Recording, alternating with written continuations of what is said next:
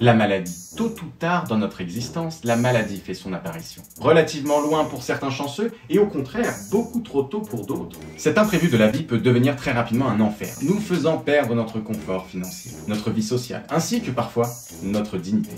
Entreprendre avec la maladie, est-ce viable? La réponse est limpide, difficile, mais pas impossible. C'est l'histoire de François, un trentenaire extrêmement actif. Pour lui, le travail est sa bouffée d'air, sa raison de vivre.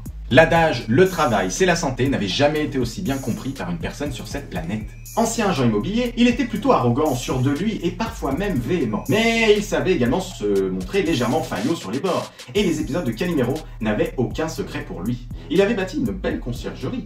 Cette activité, parfois extrêmement chronophage, lui convenait malgré tout parfaitement.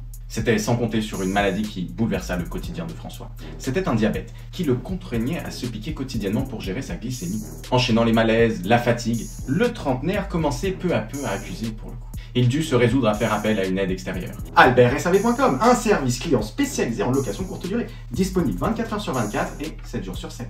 On aurait dit qu'elle avait été créée pour lui, cette société.